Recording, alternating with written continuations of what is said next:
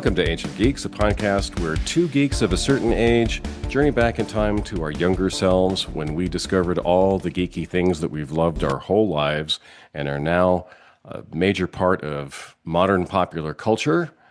We were geeks before it was chic. I'm your co-host, Tom Grant, and I repent nothing. I'm your co-host, Stephen Taylor. I'm the Paladin of the Lost Pod. It's good. I'm also your co-host, Tom Grant, who has a cold, so forgiveness, please, listeners, to my occasional... Just asking for excuses. I know. Yes, I know. I'm sick. All right. Well, we're doing our second episode in our Harlan Ellison series. This time we're going to really get to the core of the fiction that he wrote. But before we get into that topic, what have you been doing geek-wise lately, Stephen? So I continue just to be doing geeky things relevant to the podcast, which has mostly been Ellison related materials, comics, movies, TV shows, and the like. So I really haven't had time for extra geekery. How about yourself? All right. Yeah, we've really been slammed getting ready for this series of episodes in particular. Has been very labor intensive. I have been working my way through the paperback pile from my recent used bookstore safaris. I wrote a review of The Broken Sword, which I really enjoyed rereading. Some of the books I'm rereading, some of them I haven't read before, like The Fallible Fiend. So that's an interesting adventure. But I think the highlight of used paperback, or in this case, used magazine purchases, is this item, a copy of Amazing Stories from March 1957, which features not one but two Harlan Ellison stories. Oh, wow. One of them he wrote under his own name. One of them he wrote under a very, very obvious pseudonym. But the one he wrote under his own name, which is the... Harlan Ellison? How did you know? So the one that is on the cover here is The Savage Swarm. And the tagline is "Spawned in horror to feast on beauty."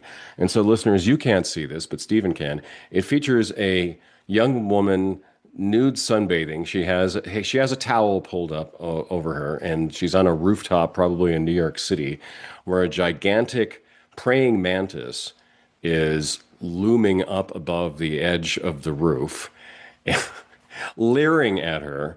Sure. And I say leering, I'm confident in saying this because the artist added a tongue to the praying mantis, if that were not obvious enough. Well, you know what's really going on there, Tom. The mantis is there to serve process papers on the woman because Harlan's suing her.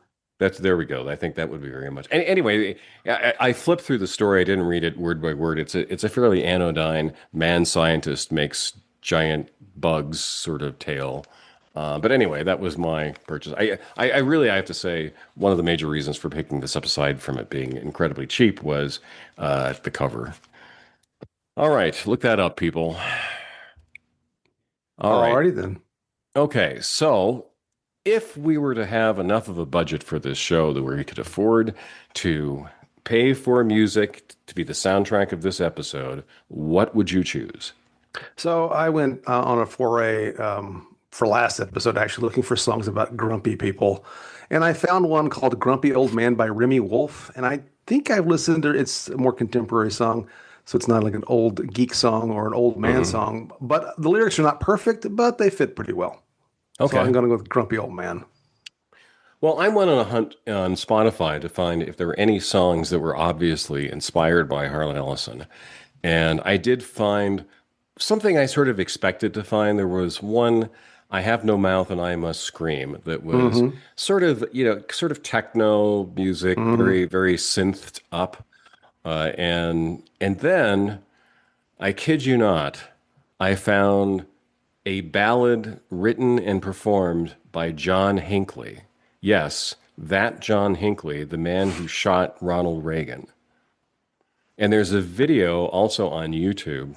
Not that I encourage people to go watch it, but there is a video. So that was chilling. Yeah. So was it about the ballad of that story, or what was it? He The kind ballad of of Harlan Ellison, or no, it's not about Harlan Ellison. He just kind of throws it in as a line I see. about himself, and I see. I Okay. don't want to give any more attention to the man. But anyway, there you go. All right. So, Ellison, the Yeah. writer. Last episode, we talked about Ellison, the persona. Yes. And we talked a bit about how it's very difficult to disentangle the persona from the writing. And we'll see more of that as we get through the stories. Yes. We're going Especially to, since I'd go ahead and say now, his persona, he's often in the stories, I oh, think. I absolutely. think he's Absolutely. constantly in these stories, actually. Yes. His voice, his personality, Yes. are often projected onto characters in these stories. But also, I think, we talked a bit about how, to some extent, the persona was a vehicle to kind of promote the stories as well. Yes. Yes. Anyway, we will cover adaptations of these stories or original works by him for TV and movies and comics in the next episode. But here we're just talking about the written works. That's right. And we're really looking at a representative sampling from the 1960s through the 1990s, from like That's the right. early 90s, which is pretty much the golden age of his writing. Sure. Yeah, the stories that people recognize as being really quintessential Harlan Ellison, the kinds of things that got anthologized, the kinds of things that won awards, that was during this period. We're going to use the same rating scale that we used for Star Trek The Next Generation episodes because I heeded what you said and I did not invent another rating scale. No, you're So, the one that doesn't like reading. I mean, yeah, you're right. You're right. You're right. You're right. yes, I yes. was, it was my, No, I listened to your admonition about this. So it's good, bad, and meh are the three yes. categories for our opinions of these stories. We're also going to keep an eye on some characteristics of the stories. I mean, we kind of alluded to one. To what extent is this sort of, you can see Harlan Ellison's personal imprint on the story. Mm-hmm. But, we're going to look at, was it entertaining? Mm-hmm. Was there a message behind the story? Was it particularly well written? Are there themes that recur throughout his works? I think that, for example, his very anti-authority sort of Yes. personality. He often, kind of was wanting to use fiction to show how awful people could be to one another. Yeah. Oh, yes. And kind of by implication, I think a lot of the stories about trying to live an authentic moral life. But whatever the themes are, we'll see as we go through there. I'll just No, say it's this. a, go ahead. Okay, I'm no, sorry. no, please. No, I was going to say, I mean, I think one of the things I would even amplify is, ironically, I think being awful to one another is often part of the authenticity. So the exact Yeah, connection to the morality is its own issue in my mind. Authenticity, Harlan's version of authenticity, I think, is sort of like the overarching right. theme, right? But it's not always, as, in my view, as moral as one might presume it would be. And I was going to say something else before I forget, right? That you said we read a representative sample, and we read quite a few stories, and I ended up reading more than we decided to read just because. But the man published at least 1,700. That's the number that everyone cites, and I think it's got to be Yeah. higher than 1,700 short stories.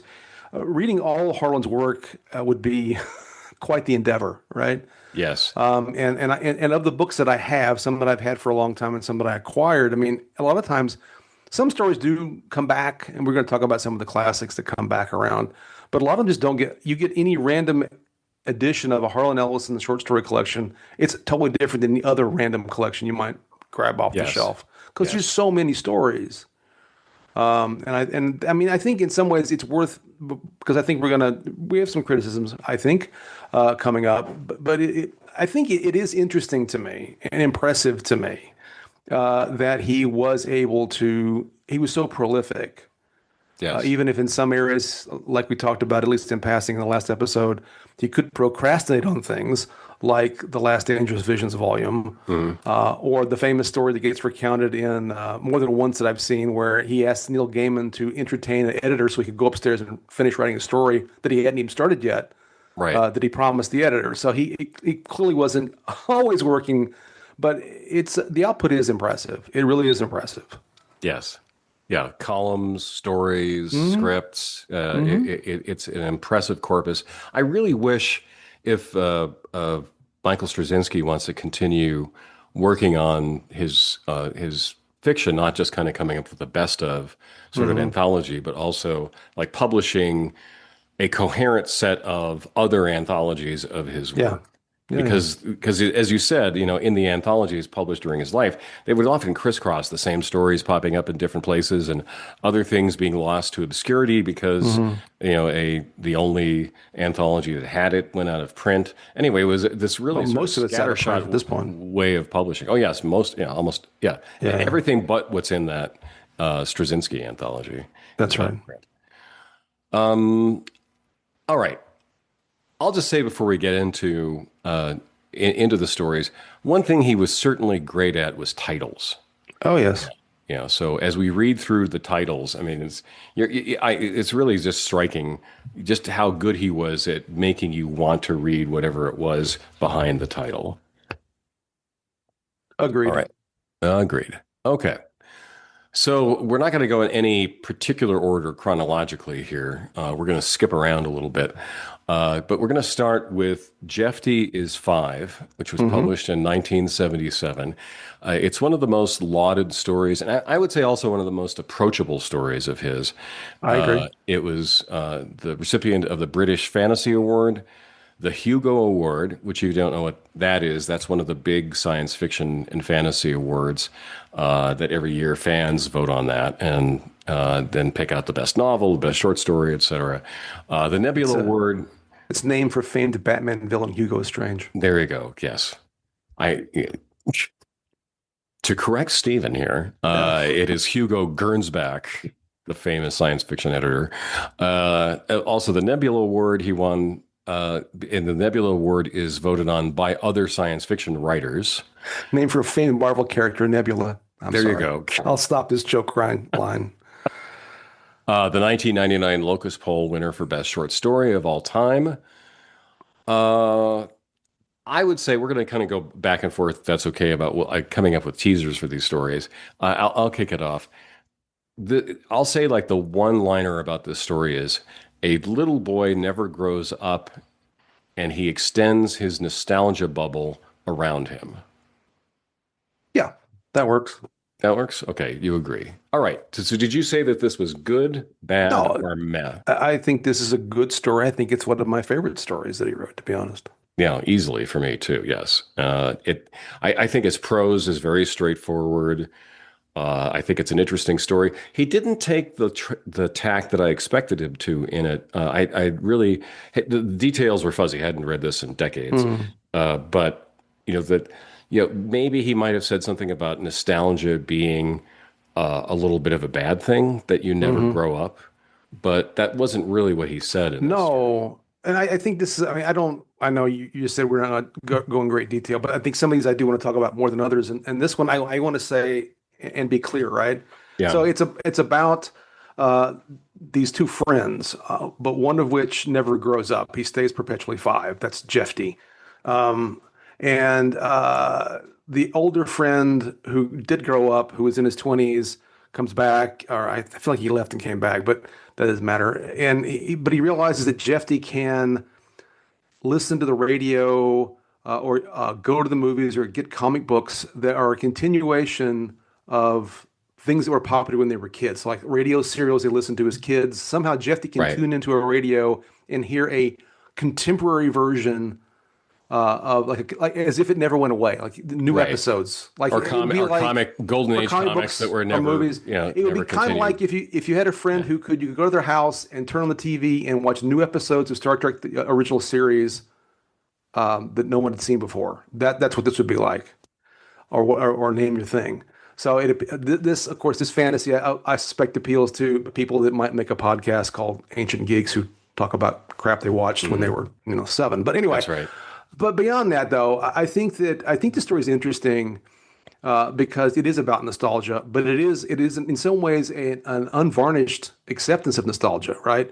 And Yes. and and I think it struck me reading. I read the story, I think probably more than once, but I read it many years ago, and I've mostly remembered it. But in reading a lot of the preparing, especially for the previous episode of this podcast, and talking about Ellison's life and his persona and listening to things that he would say in interviews or things that he wrote in various introductory essays, he talks about how much he misses radio and how TV is crap and radio is great, and he really is, for a man who was very much part of creating pop culture from the 50s into the 90s, if not later, and being this fixture in pop culture in his own way, and again producing a lot of stories and TV scripts and whatnot. He really did have, I think, this sort of very pure nostalgia for his youth, even though he doesn't talk.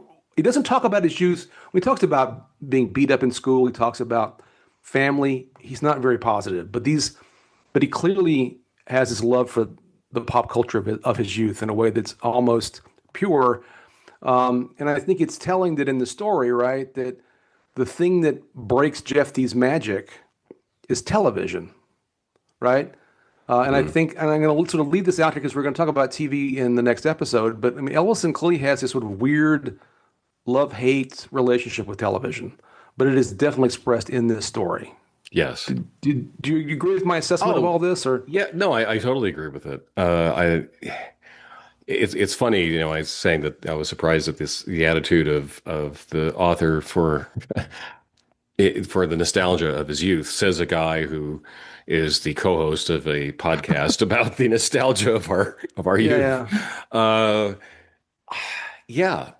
I think that there's a lot that I really agree with there. For example, I think old radio as a medium was pretty great. Audio drama. We were talking about Hitchhiker's Guide not too long ago. And, like, what was the best medium for Hitchhiker's Guide?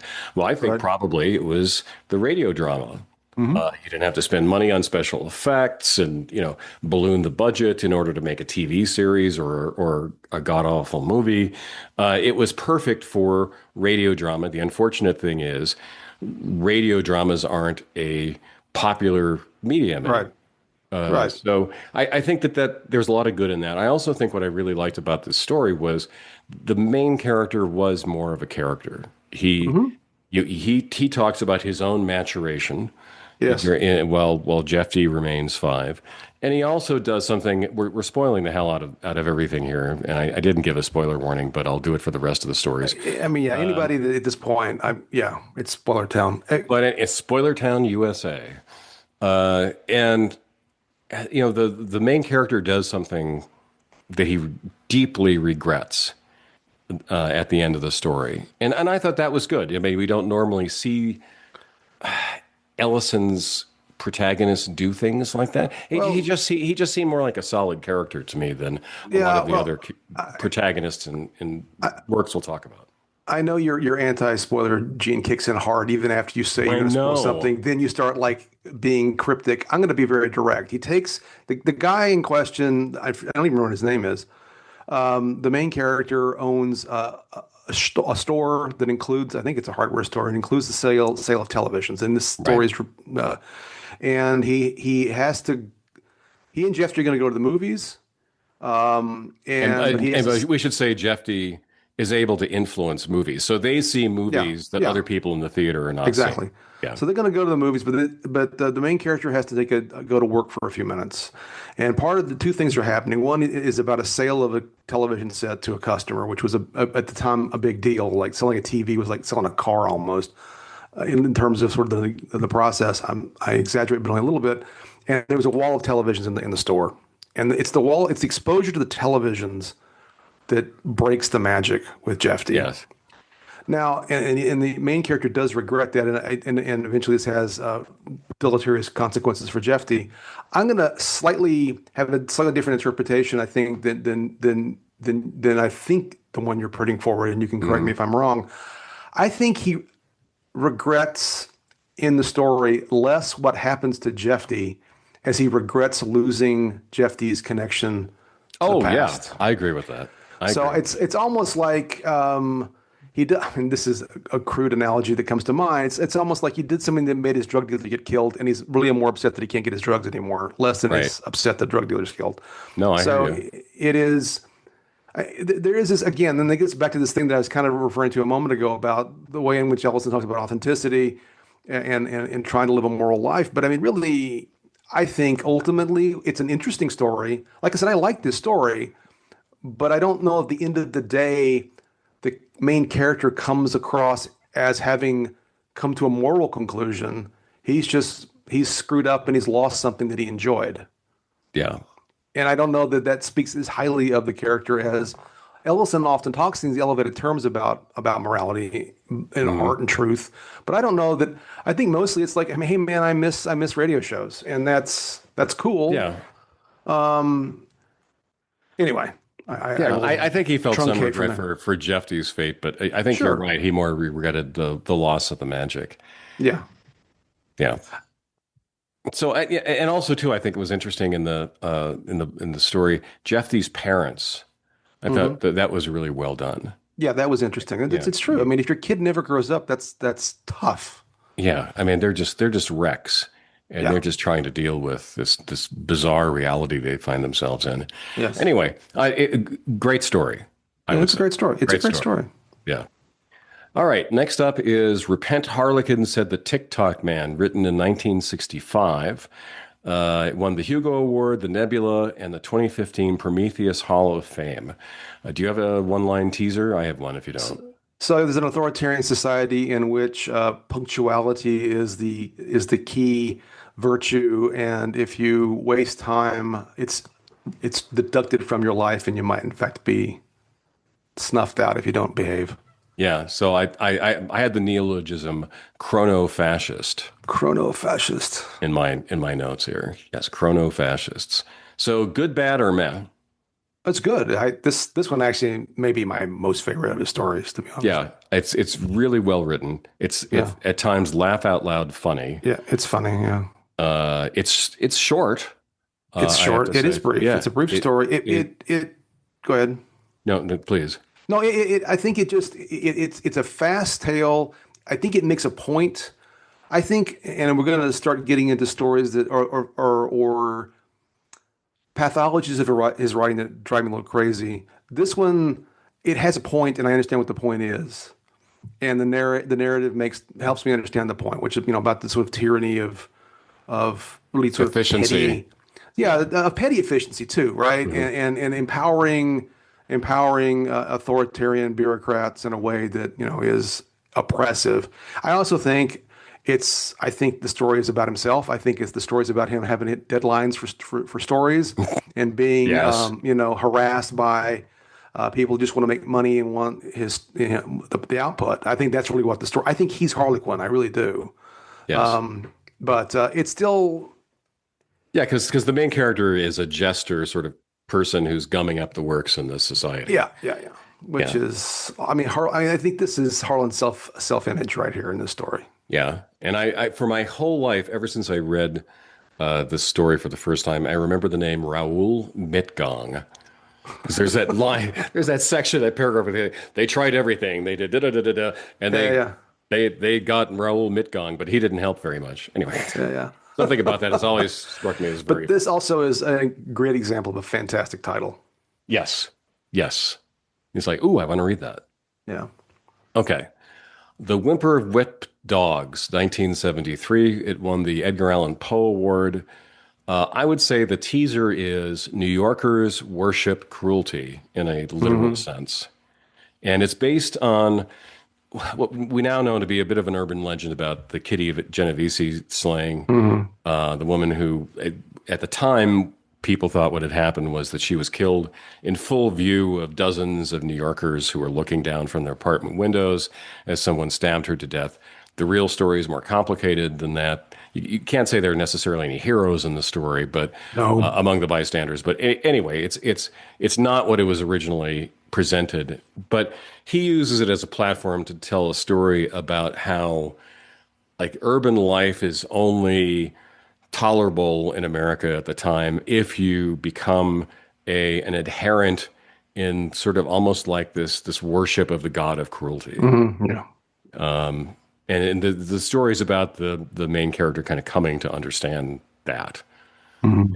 What did you think? Good, bad, or meh? And this one was more on the mass side for me. I just, I didn't find, again, the characters in the story are almost entirely all unlikable. Oh yeah, in a way that was not compelling. Good title, I will say that. By the way, trivia, you know the title? He originally had this title for a TV series, a TV script, Yes, yes, like yeah. Burkeslaw or Burke's one of the Law, other, yeah. and it didn't air, I think, and so he Hmm. kept the title.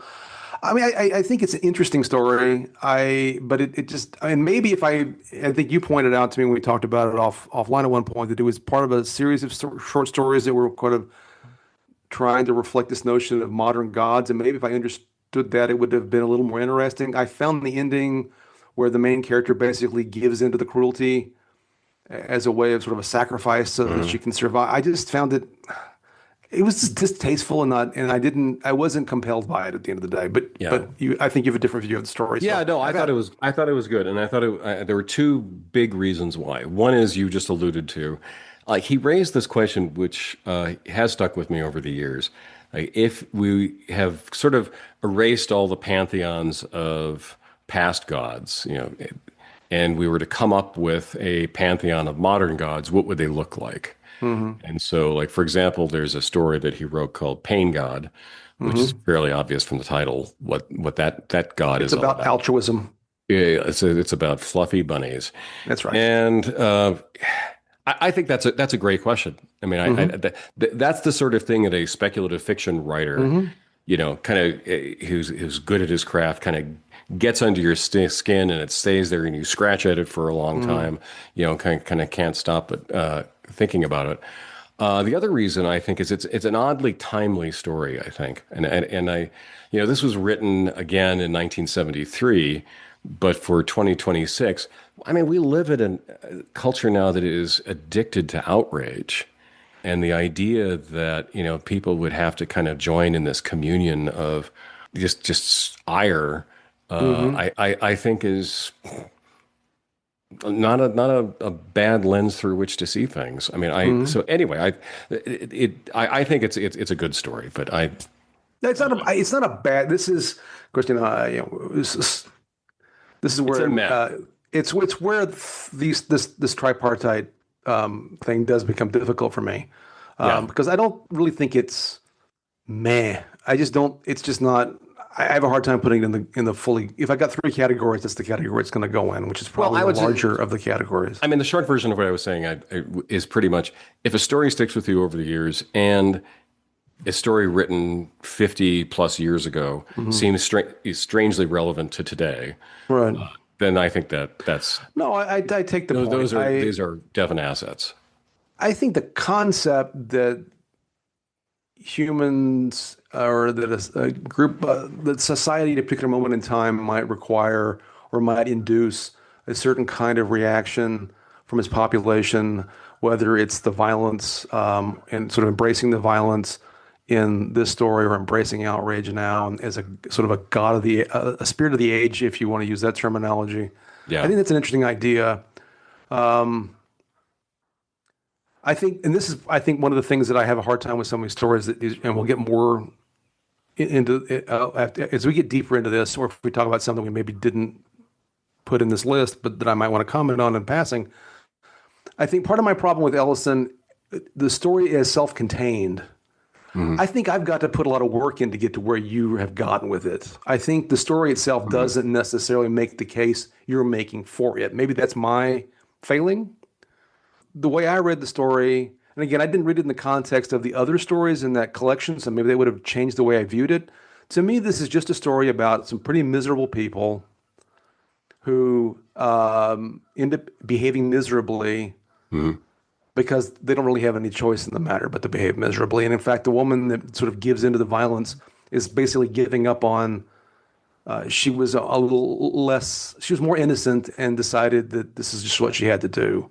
Yeah. And her relationship with the man in the story, I find repulsive. It's just the whole thing is Oh yeah. I mean, there's so. casual sexual violence in this Yeah, story. I think more than Sure. Anyway, Right, but her reason for doing it is that she's convinced she's going to become a victim too, unless yeah, she joins this cabal of victimizers. yeah, that's Which right. I don't know. That seems a little timely too.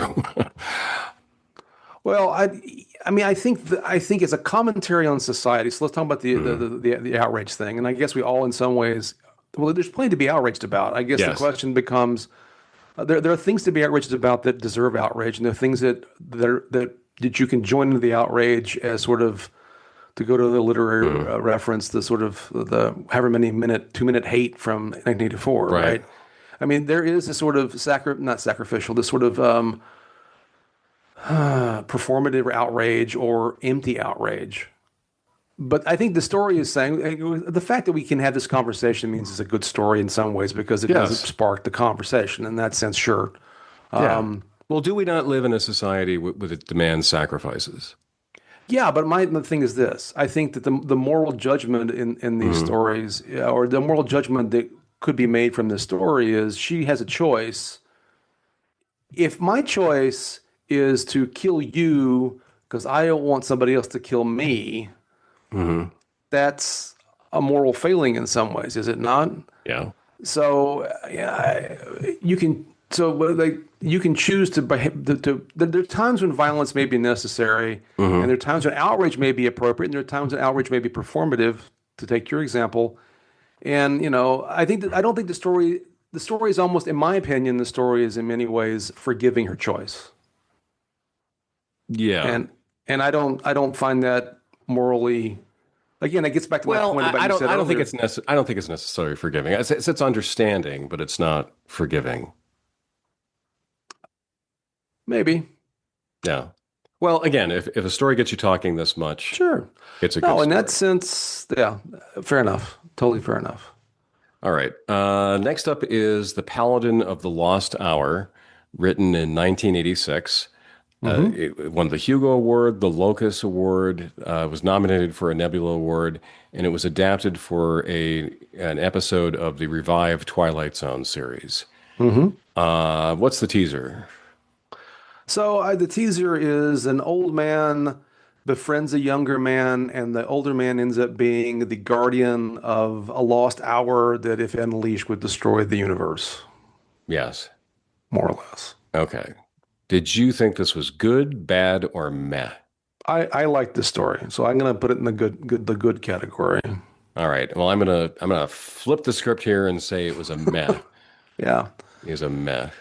It's the So most Twilight Zone like episode. Twilight Zone like story. I think among many others, and I'm not surprised it was adapted to the no, screen it on a is revived Twilight Zone. Zone-y, although I would argue that Jeffy's fight's pretty Twilight Zone-y too. Oh yeah, definitely. I'm saying there are a lot of them, but this is, I think, yeah. very strongly a Twilight Zone episode. So, I mean, I'll admit part of it is just long-term fondness. This is one of his stories that that I've been familiar with for a very long time. He read this story live on Hour 25 right after he wrote it, maybe before it's published. And I used to have a recording of it, which I've lost now. I always found it a compelling story. I felt like, at least unlike some of his other stories, at least to me, it tells a complete story. It also, I realized thinking about it, it's one of the few that has a semi-happy ending.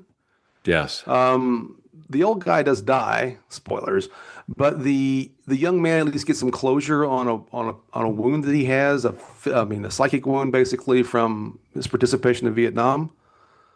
By the way, it occurred to me because the younger man in the story is saved from being shot in Vietnam by somebody else, and he feels guilty about it. Do you think that story was inspired by Rod Serling's experience in World War II? oh, that's an interesting thought. Maybe.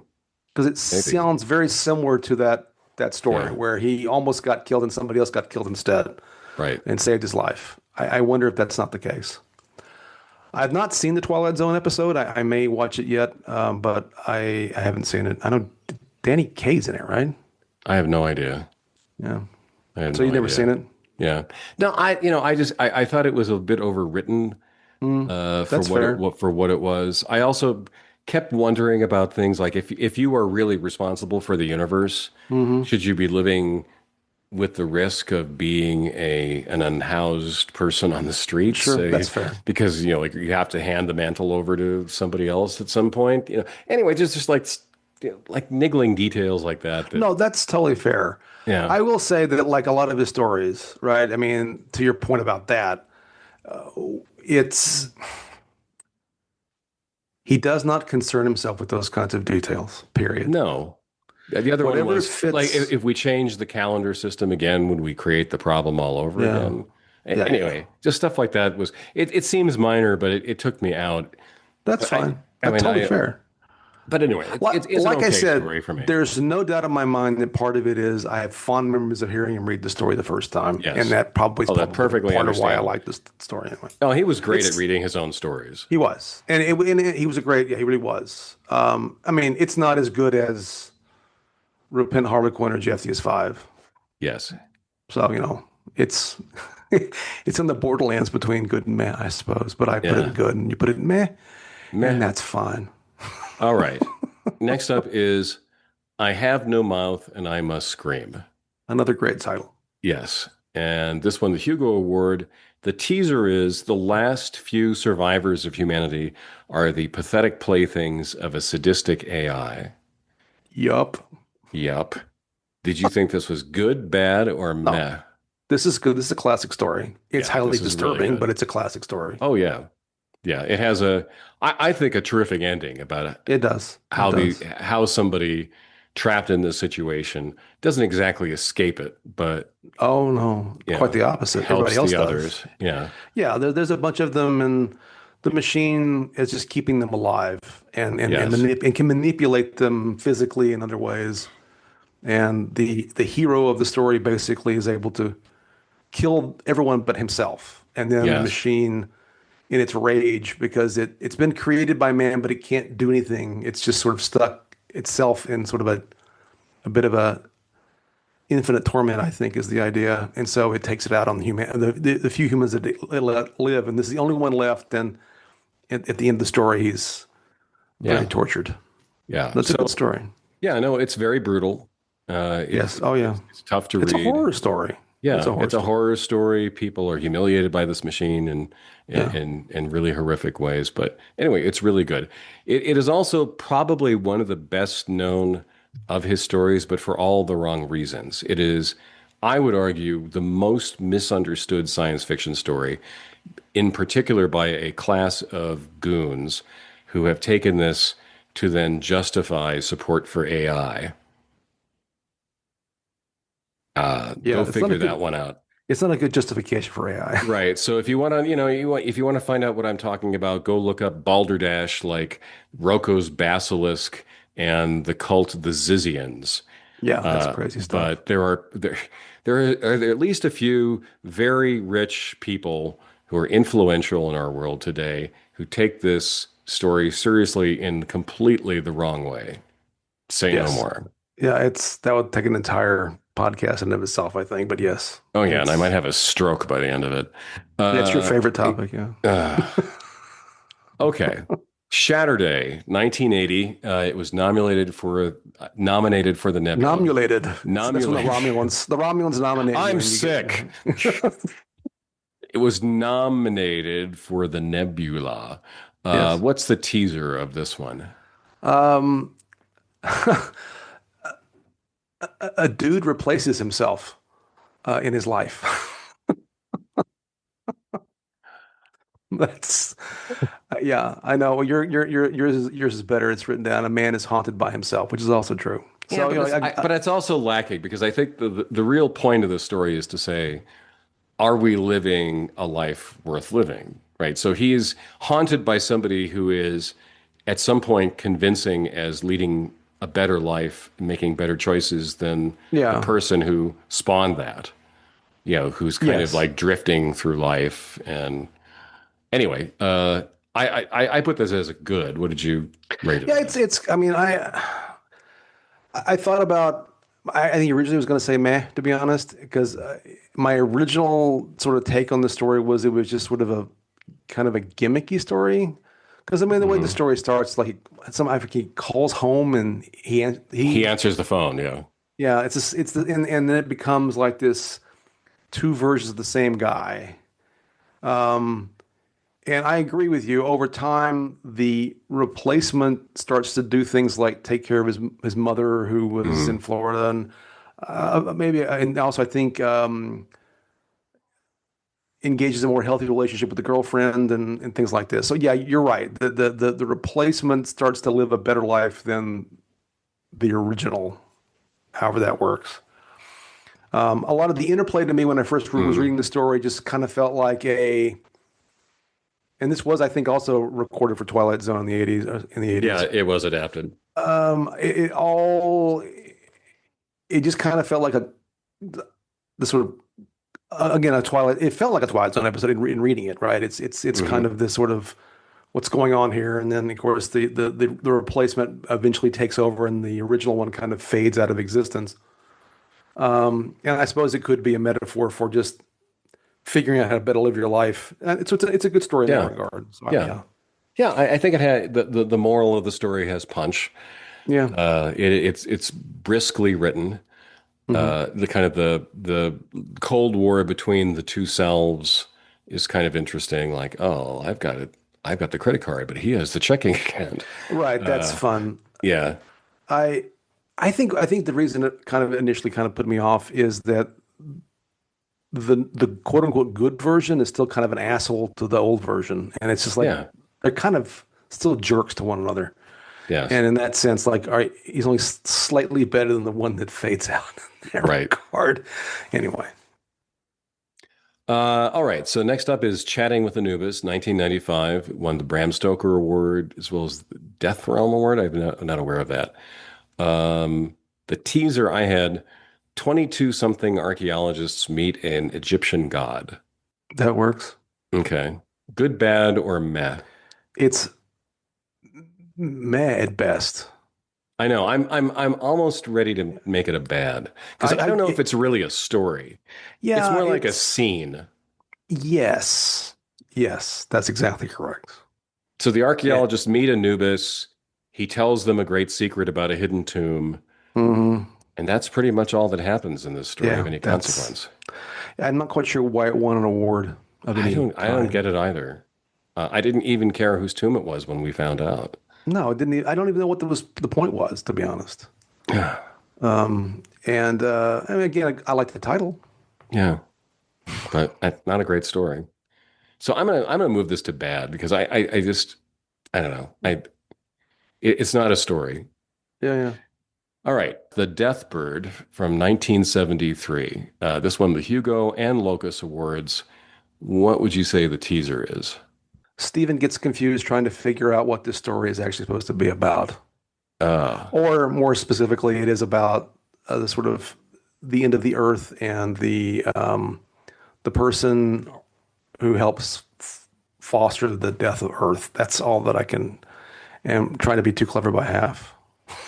Yeah, and it goes on for a while with Yes, very it does. trippy kinds of imagery to get to the point where the man is revived to basically euthanize planet Earth, you know, Right. which has been poisoned as many post-apocalyptic stories, you know, in written in this era kind I of think pose. it's I think it's meant to be a sort of opposite pole of Genesis, right? Yeah. Right. So if Genesis is the beginning, this is the end, and there's a whole thing about snake-like aliens, and which I think is supposed to refer back to the snake in the garden and all this business. But Oh yeah, clearly, I think. it just, I don't know. I really, really, this one, like a couple, like kind of like Chatting with Anubis, but in the next one we're going to talk about, they all, to me, are too opaque by half, and I'm not quite sure, except that we have some endpoint that he wants to get to. Yeah, it's more like a tone poem, you know. Yeah, and it's a long one. Yeah. So Yeah.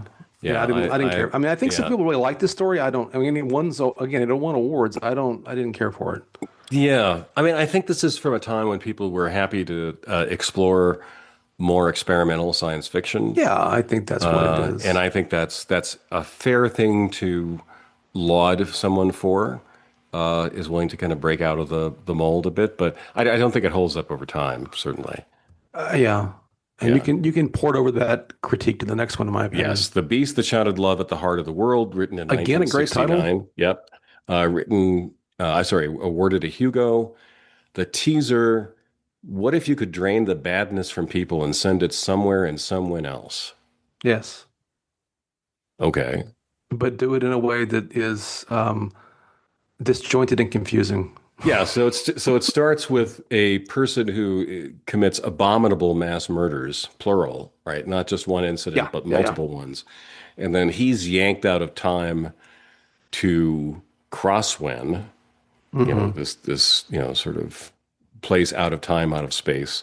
And aliens do things, and it's very hard to figure out exactly what they're Yeah, doing. yeah, And again, it's more like an idea, a scene, yeah. It's a a scene. It's notion, or a set but of our notion. Yeah, yeah, and it require and there's two characters who are arguing. And it's not quite sure what they are, who they are, why they are.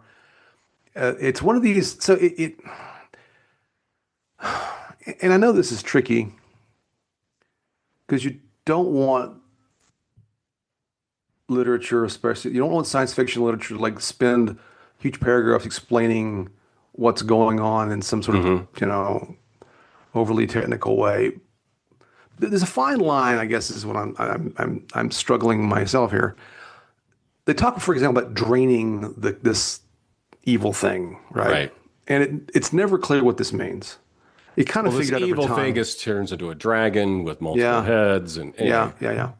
So I kind of figure out eventually what's going on. But I mean, it's one of these things where science fiction stories will often use terminology that it doesn't explain, which is fine. But I do think you got two choices. Either we got three choices. You can just use clear language that a contemporary hmm audience would understand, regardless of the science fiction of it all. You can go into a great deal of explanation, or context can help you understand what's going on, right? right. So, for example, I always crack up when very early Star Trek, where Scotty hands Kirk a phaser and goes, "Here's your phaser weapon," right? Just so that Yes. that's like beating someone over the head with what it is. hmm I think context should With probably a get figured. hammer tool. Yeah, yes, with a hammer tool on the skull head. But sometimes the writers get too clever, and I think Ellison does this sometimes. And I think it was rampant in the '60s, quite frankly, where they wanted to get beyond the sort of pulpy stories of the '50s and be more psychedelic, for lack of a better term, or at least a Yes. more abstract. And then they would get too clever about terminology, and I think this story in particular feels that way to me. hmm And I also feel this is also the kind of story that it's easy. I think some people get impressed by the fact that it confuses them. In Yeah. other words, there's certain kinds of art, movies, paintings, poems, and stories where the fact that it's confusing is speaking to a deeper, more complicated reality that you have to think through. hmm And sometimes it's just confusing. I Right. think the story is And just confusing. yeah, and I don't have any problem with not understanding everything. Yeah, it's I've fine. said that Yeah, many yeah, times on this sure. podcast, for example, like I never needed to know how the Force worked. I never needed to know the Joker's origin. I never Right, needed to right. know anything about the Yeah, xenomorph other than it, sure, burst out of people's chests and hunted them down and killed them. sure. But here Ryan reminded me a lot of the section of the last Amber novel with the Hell Ride. Uh-huh. It's multiple times in the Amber novels we have he goes on hell rides, and it's just it goes on for pages and pages and pages of psychedelic imagery. It's like, come on, Yeah, really? yeah, yeah. That's right. That's I right. don't It's not necessary. No, I I agree. don't really need this past a couple of pages. And I would say also in Dangerous Visions, Ellison has a story that's actually sort of a sequel to a famous Robert Bloch story, yours truly, Jack the Ripper. Um, that has the same sort of feel to it. Just Mm. like, oh, it goes on and on and on. Like, why is this so long? And anyway, it's not his best story. No, it's not. Although, Not. it was well praised. There was just a whole bunch of this story actually, I think, was one of the ones that started the, kind of problem that I have with some of his stories, which is hmm he has some kind of ending he has in mind, and that's the most important part of the story, and everything else is just sort of Yeah. building up to it. So the idea that evil was sent back in time basically and spread out someplace else so that where they were then could not have evil was like that's the whole idea. Well, he also wants to impress you with his erudition and Sure, eloquence. sure, sure. I think that's a very much an indicator of which stories I found in the meh or bad columns. Hmm. It's because good for you that you can make all these historical references. By the Hmm. way, others can do that too. Sure. Uh, and also good for you that you are able to come up with so many different ways of describing something. But after a while, it just becomes tedious. Yeah, And it you know, does. It does. And even it's a relative. it does seem like the author is trying a little hard to impress you. That's fair. Totally fair. Yeah. So this reminded me a lot of a story that Ellison wrote for Dangerous Visions, which is interestingly a sequel to a sequel. So Robert Bloch wrote this famous story, Yours Truly, Jack the Ripper. Then in For Dangerous Visions, he wrote a sequel to that called A Toy for Juliet. And then Ellison wrote a sequel to that. Okay. And the has another great Ellison title, The Prowler in the City at the Edge of the World.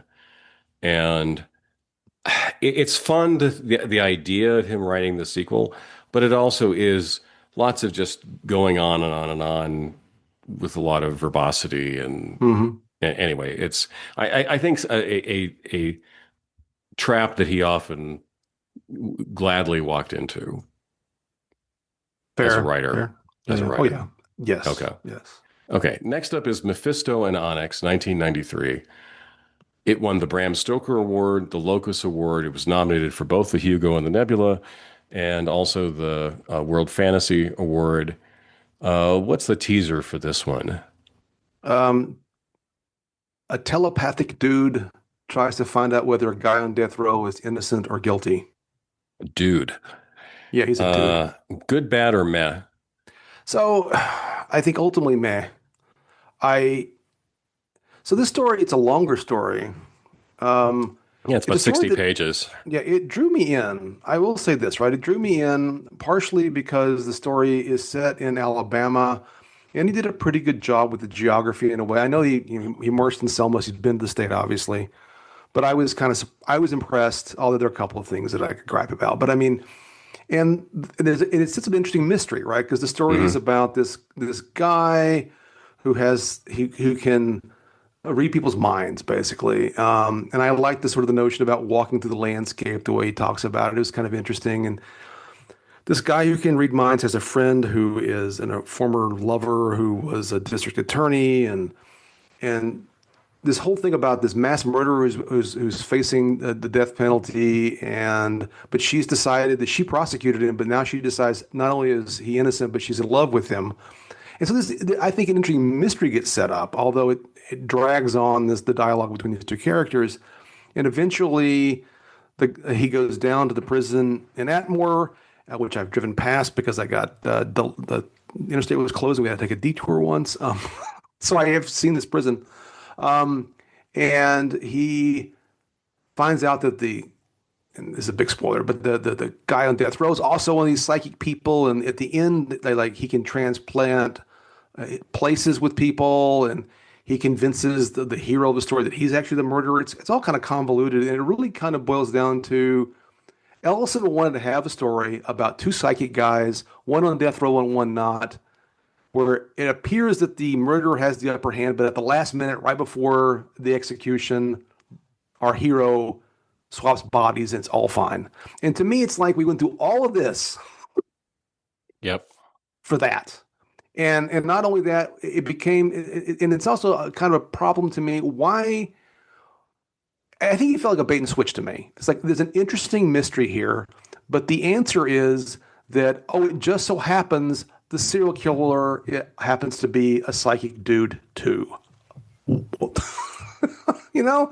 And also, I was thinking about when you're talking about the beast that shouted love at the heart of the world and all of the sort of allusions to all this past evil. It's a the same theme comes up in this story, right? Because the guy on death row at least alludes to the possibility that he was a whole bunch of horrible people over time, right? Right. The Borgia and Jack the Ripper, and I forget the whole list. Genghis Yeah. Khan, maybe. It was a whole bunch of people. Which didn't need to be part of the story. No, I did not. It didn't add anything at all other than to make you, I don't know, less accepting of the story. It's like, really, really, how does that work exactly? That you're able to Yeah. jump bodies all Well, the I mean, time? I that didn't bother me per se. What bothered me was more, yeah, well, yeah, the fact that we added new powers like we needed it for the story was a little annoying because it really starts Exactly. out with just the idea that this one guy happens to have the ability that he doesn't actually like using to go into other people's minds and find things out. And in fact, he kind of Right. avoids it. It's part of why he's kind of a drifter and somewhat, almost a hobo or whatever term you want to use. Uh, um, it- and therefore doesn't have a lot of deep friends and all this stuff.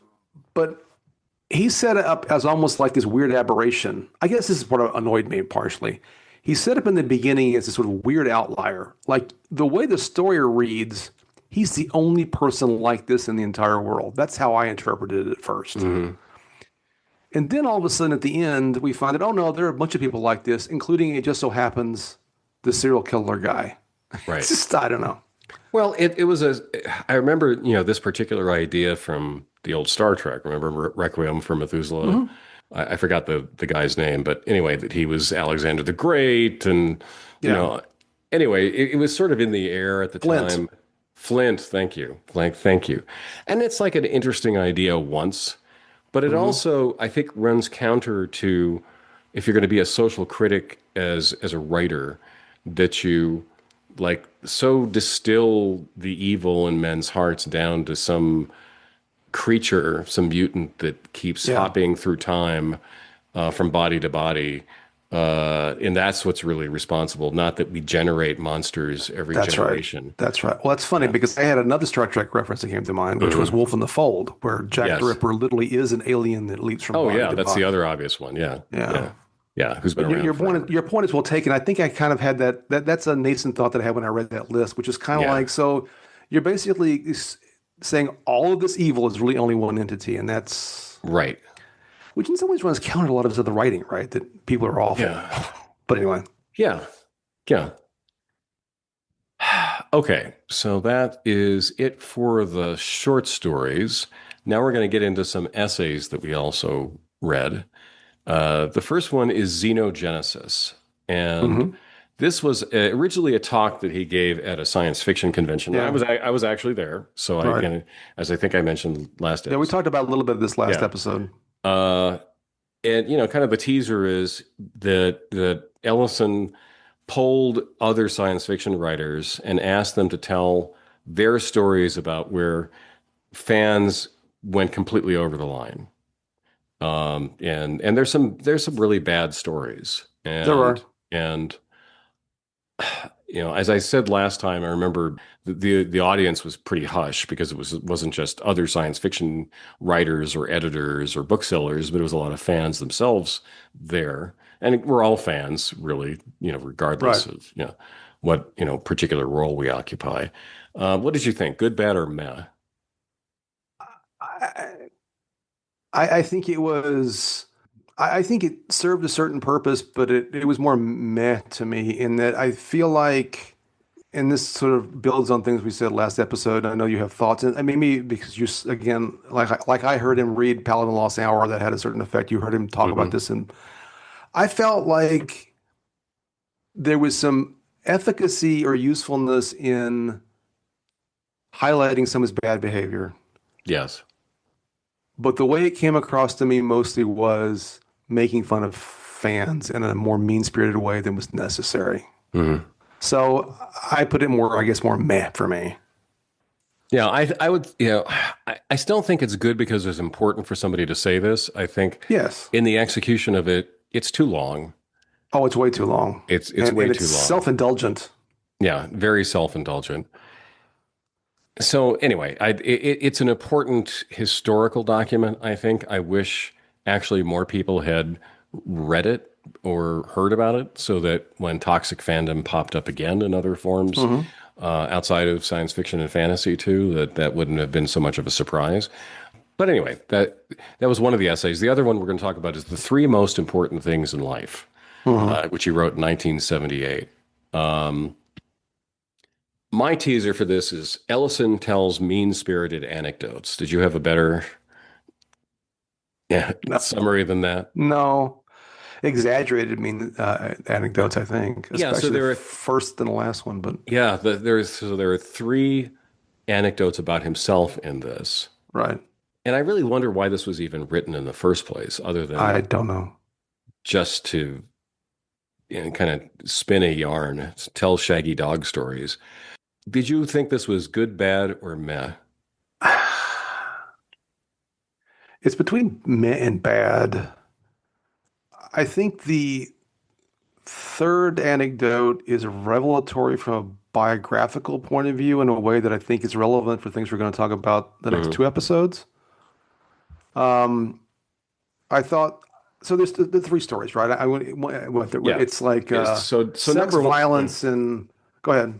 So number one is that he meets a woman, goes to her mother's house, as it turns out. Yes. Not only are they fetishistic about keeping people off the white carpet Yeah. and the ultra clean furniture, but she turns out to, be a sadomasochist. Right. And And he then ends use the them story by tying her up naked and then leaving her there for her mother to find on the carpet on the after carpet. having made snow angels on the carpet.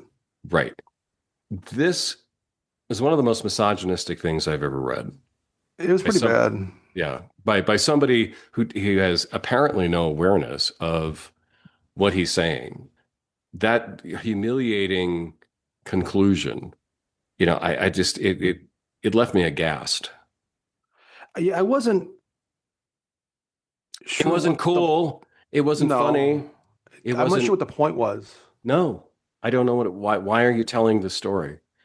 I have my questions about his veracity. Oh I don't no, I I don't do think too. he's a reliable narrator No, for no, most of the no. things. But why would you want to tell this particular story, whether it's true or not? I don't know. There was something, I mean, I just realized I meant to look it up and I just did. So this was originally published in 74.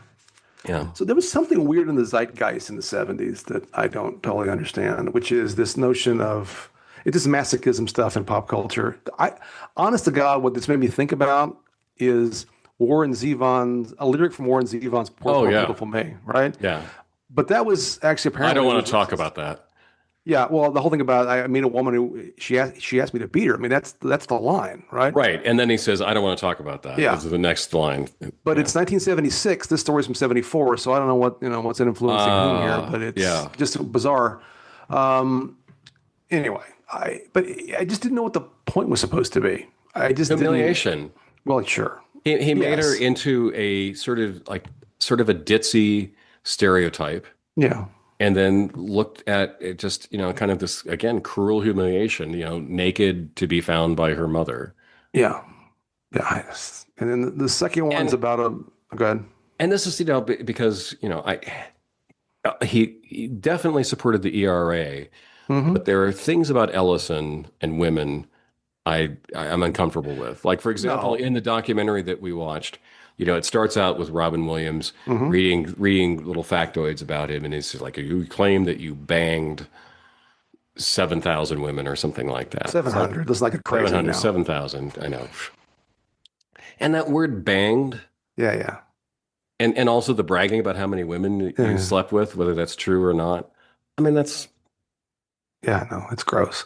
No, yeah. I wrote down to remind myself, but I mean, the manifestation of sexual relations in his stories are all disturbing or violent or Mhm. loveless or I don't think it reflects a healthy attitude towards sexual activity, in my opinion. Now, how much of that's, why writers write what they write. But I mean, it comes up in its own kind of way in I Have No Mouth. Again, we talked at least in passing Hmm. about the scenes in Whimper of a Whipped Dog. Um, I feel like I'm forgetting some that I read elsewhere. They just never, none of them are none of them are uplifting. None of them are loving. None of them, I don't know. It's just this, he Right. doesn't have, in my view, at least as expressed in text, and this is the most explicit and the most sort of, as you say, misogynistic. It's just, I don't know, just there's something there that keeps getting reflected in his writing that I find unpleasant. Yeah. Yeah. And I'm Okay. not, and to be clear, it's not, I'm not being prudish about this, and it's not about I object to literary references to sexual activity. I just find that it does feel misogynistic, or it does feel, I don't know, it's unpleasant to me the way he writes about that subject. Right. So the next section is about basically he and a friend go to a movie Hmm. and in New York, and they witness a murder Hmm. where Yeah. somebody throws another man off the balcony and he Yeah. falls to his death. Yeah. What was the point of this? I don't I mean, know. it I says will that like say violence can strike at any time, is what he says at the end. But yeah, but this one of the three was the least offensive, is not even the right word. yeah. I felt like it felt into his general writings, including in Whimperville Whipped Dog, about the way he views New York Hmm. City in that part of his life. And he Yeah. has a clearly negative attitude and sees it as a place of violence. And so, as an anecdote of violence and random violence, I can kind of see some point to it, more so than I could the first part. But it's not a story about him going to the police and reporting this crime. No, no, it's about It's I think it's about how the violence happens. and he and his friend are just bystanders. Yeah, yeah. No, I think I won't say that I enjoyed it. But I think that at least there's something to be said about illustrating how you can just be violence can happen right where you are, Right. and you just have to deal with it, I guess. I Yeah. don't And do know. you want to describe the third part? The third part is he gets a job at Disney, goes to work the first day, and then starts making jokes with some of the other writers about making Disney character-based porno films, and then Roy Disney overhears this in the hall, and he gets fired by the end of the day. Yeah, That's and these aren't gentle, and no, no, no, no, swathed in no. It's in Victorian euphemism sort of ways of oh describing this. It's no, no, very no. crude and very Sure, loud, apparently. yeah, very crude, very loud, Mhm. and an odd behavior for the first day of work. Yeah. And I don't know how much of this speaks to the fact that Ellison can't behave. How Yeah. much of course, how much this is real, I don't know. Also speaks to, and again, things we'll talk about in the next couple episodes, recognizing and accepting that corporate culture can be uptight, or that maybe people can't take a joke, even if whatever, Hmm. or just that you have to behave a certain way in general in society. And Harlan doesn't want to Hmm. be constrained by those straitjackets, man. I don't know what, but it's also true that if you want to get certain things done in life, you kind of like have to know when to behave. Yeah. And there seems to be, it reminds me of, again, I don't know. I agree with you, by the way. All three of these stories, I don't know how much I believe. I actually kind of believe the middle one more than the first two, Yeah. or the bookends. Um, I believe I believe the violence one more than the sex one and the work one. But although I do think there's probably a kernel of truth, there's a real story in there somewhere. Um, but it reminded me of, which we only talked about in passing, but it also sort of fits into this misogyny stuff. Again, and I forget which word it was, where he went on stage, this is the 90s, and he first he put his mouth on the microphone, and then he groped the woman that was introducing him. And all while the woman is saying, "You're going to behave, Harlan, right?" Mhm. And it's just a sort of, I think he had this some weird compulsion to act out. And I don't like Yes. show a little bit of constraint. And and that's what this story tells me, that they didn't have any constraints. And yeah, the last line of the story is "Don't f with the mouse," which is kind of funny, but it's like you just told a story about how you burned an opportunity Hmm. to make a lot of money, to have some influence, to maybe get some of your things on screen for what? And you're like kind of semi proud of it, I guess. I don't know. Yeah. Yeah.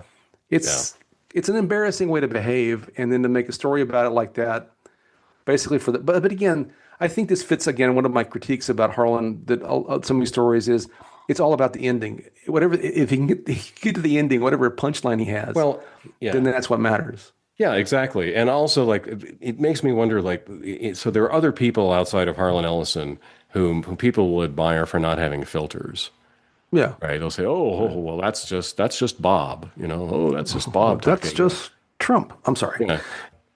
Is that a good thing to kind of, No, just I overlook don't that? think so. I Yeah. don't think so. And No, find it cute? I don't. And no. that's one of the reasons I kind of soured on the persona for Yeah, I like, agree. I agree. I was in my 20s and it's like I'm trying to make my way in the world and like, no, I'm not gonna be acting like this. Yeah. Okay. So we're in the wrap up phase now. Which were your favorite stories? So my favorite stories were Repent, Harlequin, Jeff DS5, and I Have No Mouth, I Must Scream. Those are my favorite stories, Yeah, and I would add which is Chatterbait to that, not but which is yeah. not a very controversial Oh no, we're so tepid. set of collections I or set know. of We're stories. we're we're not just truth tellers to the world. We're I mean, I will add. I read, and I don't know. I don't put it in the same category, but I did read All the Lies That Are My Life, which is a novella, which yeah. is I at least I felt it's a story that has no supernatural elements to it.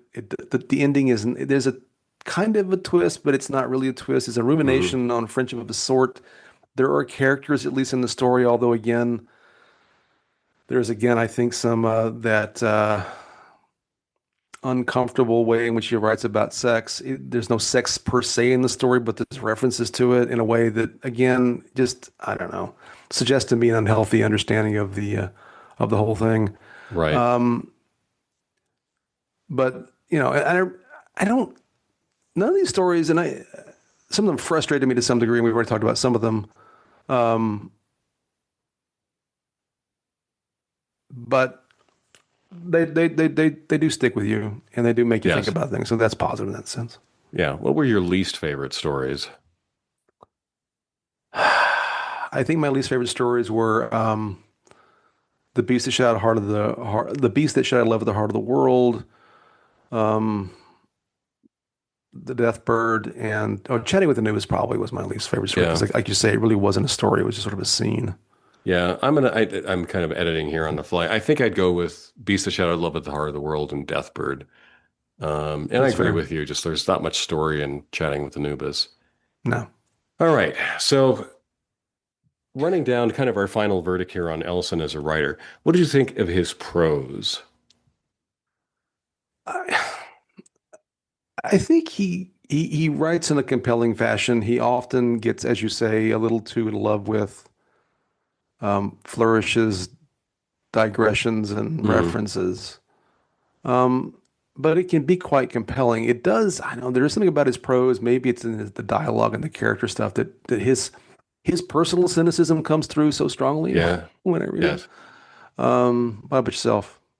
So I think when he could restrain himself, he was a Hmm. very engaging prose writer.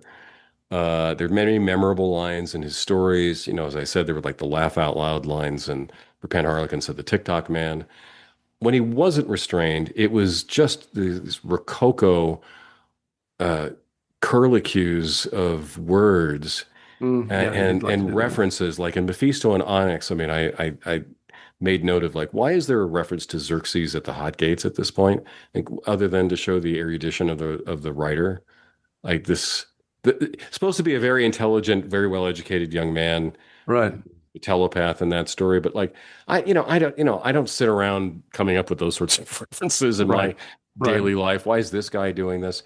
Um, so I think a lot of the articles I read in uh, his collection of columns on television, the Glass T, Hmm.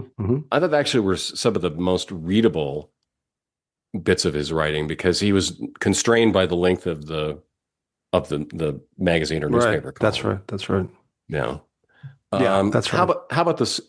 As a person who could write a good story or tell a good story, structure it well, make engaging characters, kind of leave you with something important at the end.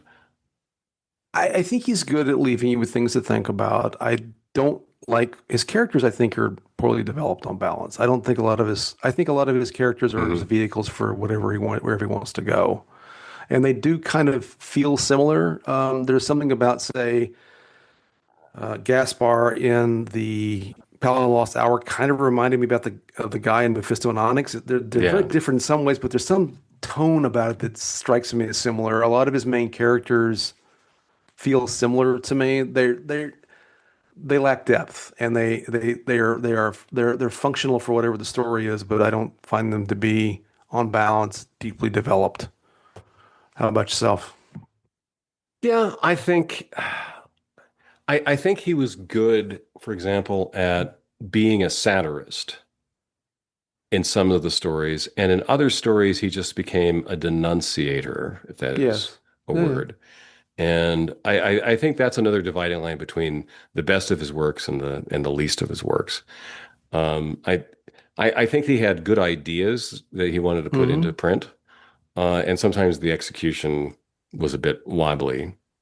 But I appreciate, and the next thing I was going to ask about the messages, I appreciate him bringing up these topics. I mean, and Hmm. yeah, this isn't just, like what would a faster than light drive actually look like, or what if human beings could expand their life another 100 years? Not those sort of classic what if sort of Hmm. science fiction questions, but kind of more existential questions, more human nature questions. In that sense, I think he was successful at making the medium more literary, instead of pulpy.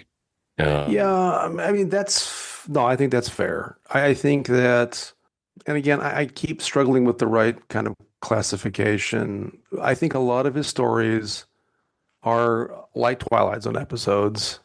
There is some kind of twist at the end that's supposed to make you be surprised, shocked, or maybe think about something. Some of them have more like Jeff DS5 still partially hinges on the fact that he loses his ability at the end. mhm. But at least there's a story to get there and it all kind of connects. But then some other stories, like Deathbird or Chatting with Anubis, it seems to me that we're just careening towards some kind of punchline at the end.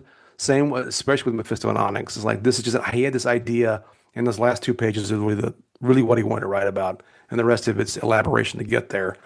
To some degree, even I have no mouth and I must scream. It's really about that last paragraph almost. Yes, yes. Or one we didn't talk about is Pretty Maggie Money Eyes, where basically, which to me feels like a Twilight Zone episode, where a woman basically is transformed into a slot machine, and then the Mhm. guy at the end is also it becomes a slot machine. It's just okay. Um, I often felt like I was being built up to the end, and the rest of it was sort of just to get to where you wanted to go, and that kind of Yeah. annoyed me to some degree. Yeah. So are we both saying that we like him less now than we did when we first read him as I, teenagers? I mean, I'll be entirely honest, right? I mean, I think that I've read more of him now than I had before. Hmm. I think you read more than I had. I had read some. I read, I think, what was considered essential, and I read some other stuff. I mean, like I read the entirety of Stalking the Nightmare, and I remember most of it, but not all of it.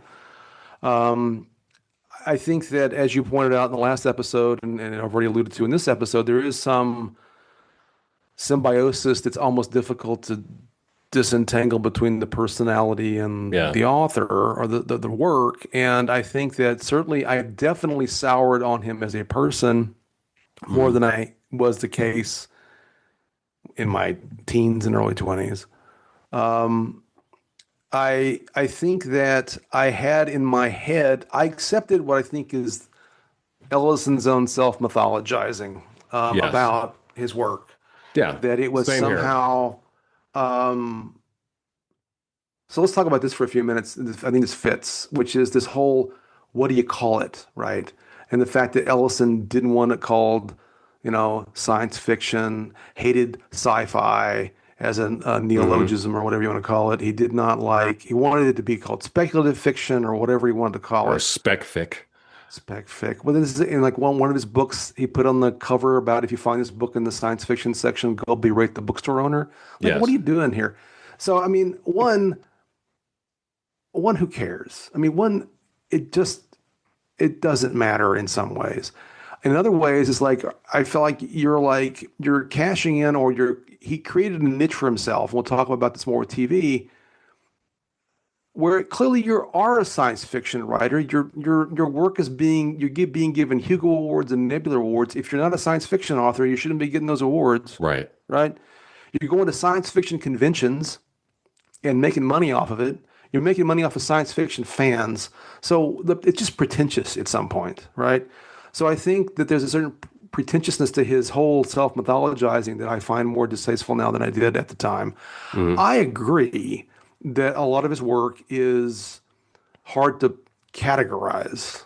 And I understand on one level. I mean, again, let me look at my Not list that here. not that you need to, other than what book publishers and No, sellers and it's do become to less. It's less pigeonhole relevant. people. Weirdly, right? It's less relevant now than it was in 1986. Because in 1986, if I wanted to find a book, I had to go to a bookstore, Yeah. and I had to figure out what section the book was in. Now, you with the library, it's just alphabetical, But presumably, although it might have been in its own section. I Go mean, ahead. in his defense, there are people who have broken out. Like Sure. Slaughterhouse-Five is a science fiction book, Yeah. but you don't find Kurt Vonnegut in the science fiction section. That's fair. And the That's same totally thing fair. about The Handmaid's Tale and other things that Yeah. have been deemed to be literary enough that No, they migrate to just the general fiction section. that's an And excellent point. I think that he did have a very strong point about that. I don't think that necessarily he needed to be the point of the spear on Okay. that. That's yeah. Yeah. So yeah, let me slightly revise what I'm trying to say and agree with you. I mean, I do agree with you. Yeah. Oh, wait a second before you go on. And this has commercial implications, right? Because, Yeah, because there are people who just shy away from the science fiction sure, section. that's true. Yeah, there's also a hell of a lot of money to be made in the science fiction section. So I have, Yeah. and Yeah. in fact, probably a bit. I guess that okay. You've digressed what I was going to say, but I'll go ahead and say this. That's kind of the point that I'm making, though. I agree with Mm-hmm. you. Yes, there are commercial implications, but it cuts both ways. Mm-hmm. And I still think that he made a lot of money because he was classified as a science Oh, fiction yes, writer that definitely. he would not have made if he was just a literary guy, right? Hmm. Breakout's hard regardless. Yes. But I do agree with you. There is this sort of ephemeral, um, arbitrary categorization, and certainly, especially to the theme of this podcast, when we were kids, even young adults, maybe even still now to some degree, but especially then, science fiction was considered less than. I think, especially in the 50s and the 60s. So I understand his, because again, science fiction was pew pew pew and robots and spaceships and Hmm. lost in space and that kind of thing. So I get the Well, that's how some people perceived it. no, but I think that yeah, that's my point though. That was I Yeah. think if you stop someone on the street in 1955 and asked them about literature versus science fiction, you would have gotten a particular answer. And I think that cultural milieu is what puts Ellison in this defensive mode from the beginning about all of it. Hmm. And I agree with you. Yeah, he wanted to be considered more like Vonnegut. No, I mean, personal anecdotes, right? And this is, I remember because Vonnegut features in this idea actually. So in middle school and high school, all I really wanted to read was science fiction, Hmm. broadly defined. But when it came time to do book reports, my teachers would let me read science fiction. And in fact, the reason I read the first Vonnegut book that I read, which was Breakfast of Champions, when I was, I think, in 10th grade, was because I wanted to read science fiction, and that's a book that my teacher found acceptable, Hmm. right? Right. So I accept that there was a prejudice. Maybe it's sometimes justified, sometimes not. And I think that Ellison's operating in that particular realm and his attitude. But to your point that you just made a few moments ago, that I would reiterate, it wasn't Ellison's job to force the issue. Further, I think he was hypocritical, quite frankly, because he did make so much of his living in that Yes. space. Yeah. And you know, So I think that you know it's right to point out, and this is just belaboring things, so forgive me for this, but you know you're that sick. It's okay. okay, but like that, why is the lottery something that teachers will accept Sure. No, I as agree. you know legitimate literature, you know, but pick Jeff D as five. Why not that? All right. Yeah, yeah. And I suspect, actually, if I were to guess, if Mhm. one were to look at, well, I know that the man who wrote Christopher Columbus Ashore is in an anthology of books that's used in schools. Yeah, yeah. I bet some of his other stories are as well. Hmm. And I suspect, actually, if even if I went back in time to high school in the 80s, that my literature teacher probably would have accepted Ellison short stories over Asimov or, and of course Right. Bradbury got some cachet in this. So I mean I know some of this is arbitrary and some of it's not fair and some of it's sort of hard to pin down. It's just that it was Ellison's pugnacious insistence that he got to classify himself that was, I think, the problem. Yeah. Anyway, So I would say that you know I'm less sold on Ellison the person too. yeah, And it's not like a rejection of that person. It's just more I can kind of see the fraying, you know, around the edges of, you know, yes, his persona. Um, you know, I can see the somewhat cheaper stitching in the costume that I didn't notice sure. before. Uh, and here's my take on him. I would say he is one of the best short story writers in science fiction and fantasy, but I wouldn't say he's the best. And let me just bear with me, run through a list here of some of the stories I've talked about before, either here or on the podcast or in the Substack blog. So Ursula K. Le Guin's story, "The Ones Who Walk Away from Omelas," fantastic bit of social commentary. How much of the misery of others are we willing to tolerate to keep our lives decent and happy? Wonderful question. Right. It's a very Ellison-esque question, I would say. The kind of thing that, as a social critic, he would just certainly shout from the rooftops. That's the sort of question that we should be asking ourselves. Daniel Keyes, "Flowers for Algernon," something Which which I read in actually high school, by the way. I was going to say that is a school friendly story, which Yeah. is basically Jeff D is five, right? It's Jeff D is five adjacent. It's not a, you know, he No. did, yeah, one is not the plagiarized version of the other, but they deal with similar things and they have the same melancholy tone to them, and they both end sadly. Hmm. Um, Rod Serling's script for "The Monsters Are Due on Maple Street." Just Hmm. look at just the monsters within us. Right. Very Hmm. Ellison-esque. Terry Bisson's "Bears Discover Fire," which is a wonderful story where you don't really quite have a full understanding of what's going on, Yeah. but it's a story about grief and a lot of other things that I dearly love, and I didn't need to. Again, I didn't need to understand all the story elements to appreciate what the story was telling me. Yeah. It inspired the TV commercials. Bears discover toilet paper. You can think that. Bless your heart. All right. You know, Mimsy Were the Borogoves by Lewis Paget, a story about how our children are incomprehensible to us at a certain point. Uh, Ken Liu's An Advanced Reader's Picture Book of Comparative Cognition, which is about basically a parrot who leaves.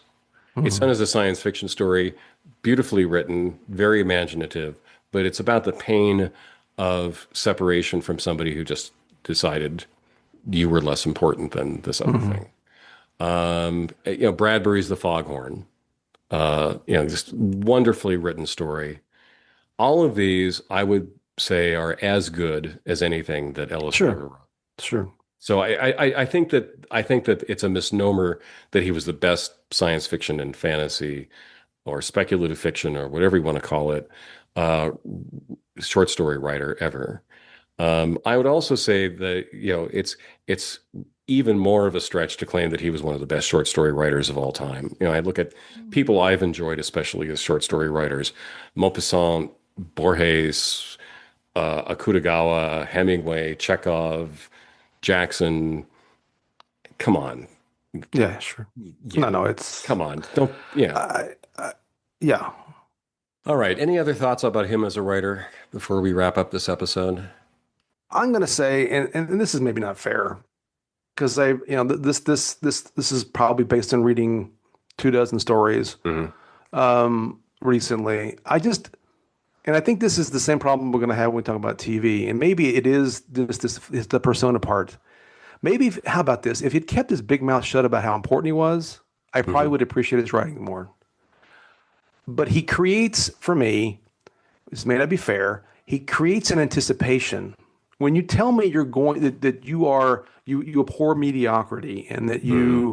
that you're talking about the human condition or that you are transcending other writers to be more literary, that I don't belong in the tawdry category of science fiction. I'm a speculative, Hmm. whatever. I mean, all this kind of sort of stuff makes me read his stories and think more about, okay, buddy, Hmm. if you're so impressive, what are you telling me in this story? And instead of just enjoying the story for the story. Right. And I think that's maybe, and they may not be fair, but it nonetheless is true. And also, I find that, again, to that point, I think it makes me more critical. So you mentioned a story about, I think it's one of the ones you wrote in the window Hmm. from A to Z in the chocolate alphabet. You've Yeah. read the story, yes? Yeah. Yeah. It's fun, Hmm. but all that really is a series of little micro stories. Yes. It really has Vignettes. no ultimate point. Yeah, vignettes. Thank you. Oh, Yeah. highfalutin guy with his big vocabulary. No, Garsh. thank you. No, vignettes is the perfect word, which I should have. Hmm. But it's not really a story. No. Same with again the man. Have you read The Man Who Rode Christopher Columbus to Shore? No, I haven't.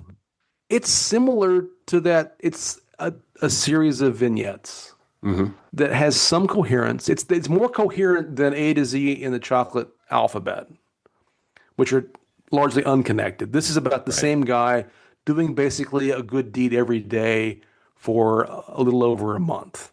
Hmm. And each day is a paragraph or so about that day. It's entertaining. It could also almost be a literary Doctor Who story in some way. Yeah. My head did this to it. That's not maybe not fair, but there is some time travel and Hmm. other sort of things in the story. But like a lot of other stories, there's like a little punchline at the end about um, something that happened previous that he then caused to happen. It just anyway.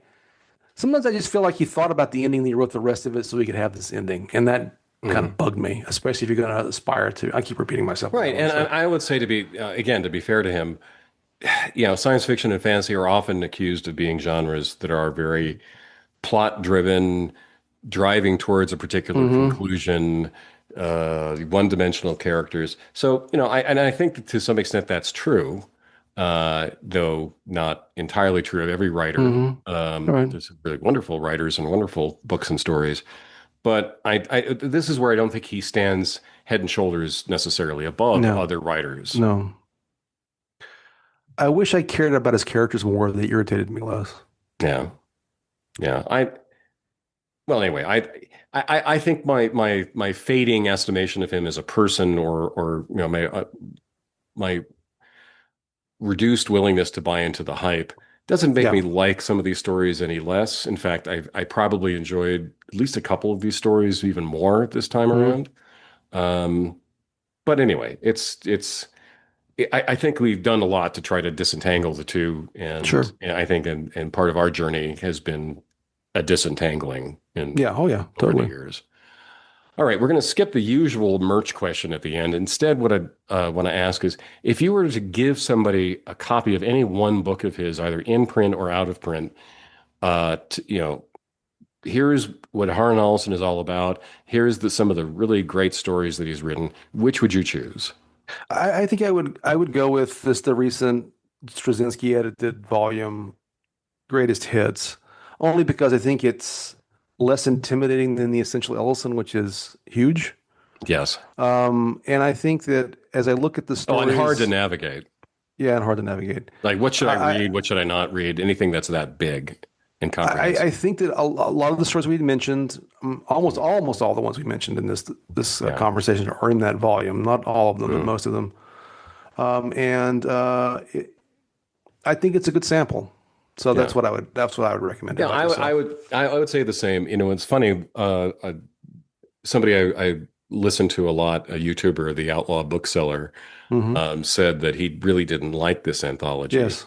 Um, I I would say skip the introductions, just go to the stories. Hmm. I don't think the introductions add a lot, and you just kind of evaluate the stories on their own merits. I think it does a good job of distilling stories I knew from lots of other anthologies, and the other ones are out of print, hard to find. Hmm. Um, and I hats off to J. Michael Straczynski for what he did. Yes.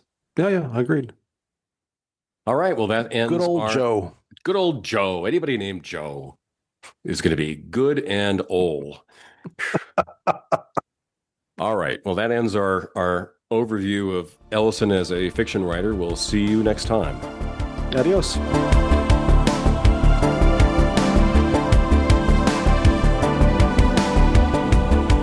And so we close the book on another episode of Ancient Geeks. Thank you for listening. If you like what you hear, please like and subscribe, and drop us a review on the podcast app of your choice, or drop us a line at someancientgeeks@gmail.com. Look for us at Substack at someancientgeek.substack.com, and you'll also see us floating around places like Reddit and Facebook and Blue Sky. All content is copyright 2026, Tom Grant and Stephen Taylor. Music by Reversed Image, whom you can find on Pixabay. See you next time.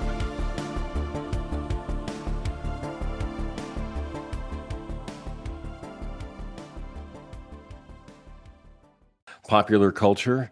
We were geeks before we were. I blew it again. It's all right. Okay, I'm taking the record today. It's because I have a cold. I'm sick.